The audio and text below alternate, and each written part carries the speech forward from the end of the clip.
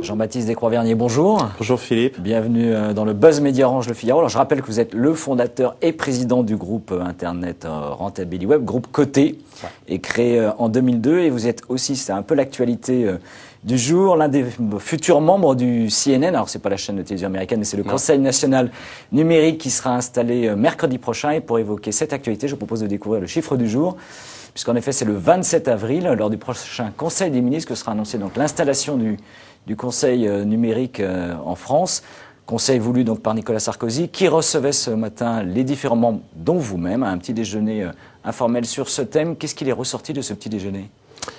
Alors déjà, les membres du Conseil du numérique, ceux qui sont pressentis, puisque c'est effectivement le décret de nomination sera au Conseil des ministres de mercredi. Il y a 18 personnes.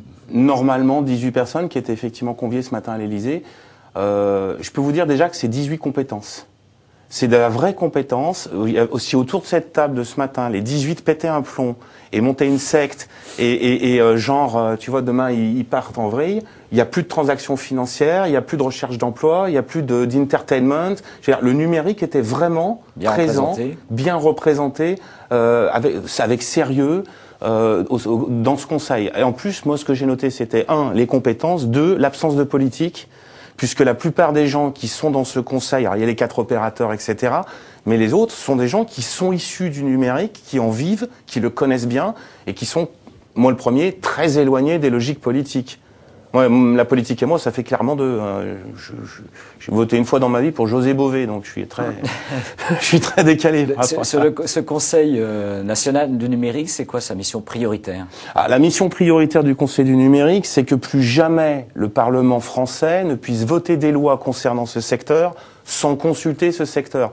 Quand en France, on va voter des lois sur le secteur bancaire, que vous connaissez bien au Figaro, on va consulter les banquiers. Quand on va voter des lois sur l'immobilier, on va consulter le secteur immobilier. Ce n'était pas le cas aujourd'hui. Ça n'a jamais été le cas. Ça n'a jamais été le cas. Donc la création du Conseil du numérique, elle est essentielle. C'était une idée d'ailleurs qui avait été lancée par Éric Besson en 2007 ou 2008, qui a été reprise par Nicolas Sarkozy.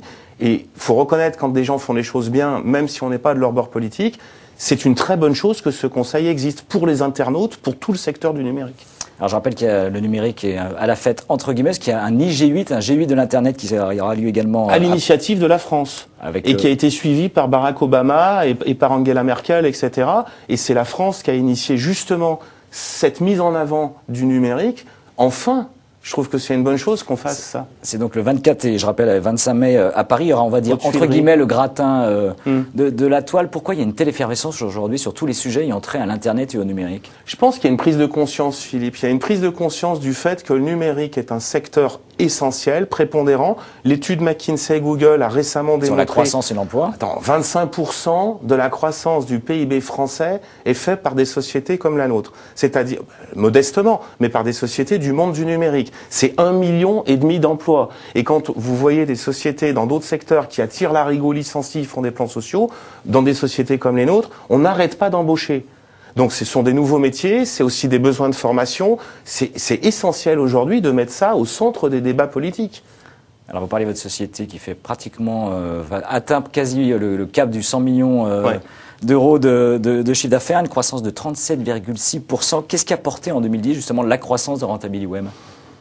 Je vais vous faire une réponse de Gascon, mais la croissance de Rentabiliweb, elle est portée depuis pratiquement maintenant 10 ans par des valeurs. Le valeur, c'est l'innovation, c'est le courage. Mes équipes et moi-même, on est au boulot réellement, les clients le sentent. C'est ça qui fait la croissance d'une entreprise. Et puis de bons produits.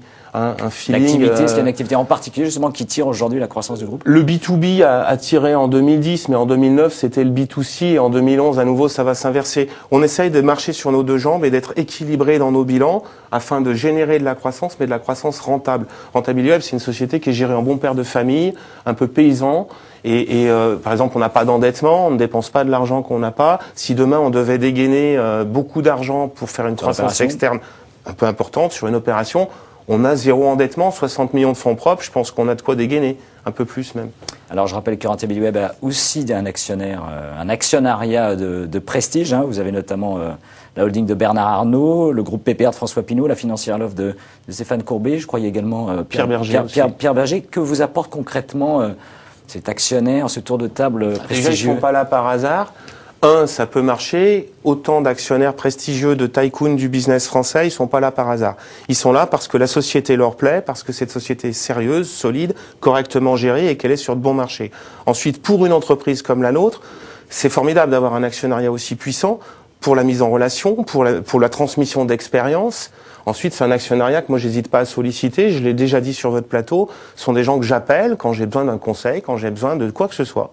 Donc, parce que je pense qu'ils sont pas là que pour toucher des dividendes chaque année et que c'est bien aussi qu'ils participent à la croissance, à l'expertise, à m'aider à la direction de ce groupe. Une dernière question très rapide. La prochaine opération que vous allez faire, vous venez de racheter récemment une plateforme de voyance en ligne.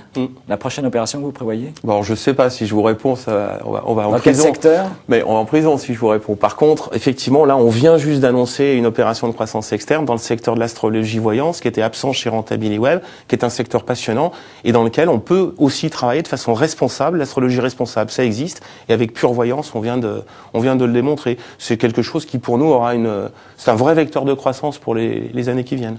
Eh bien, Jean-Baptiste Descoings-Vernier, merci. Merci. Merci d'être venu dans le Buzz Média et nous nous retrouvons non pas lundi mais mardi et ce sera avec un nouvel invité, ce sera Pierre Lescure. Merci encore et très bon week-end.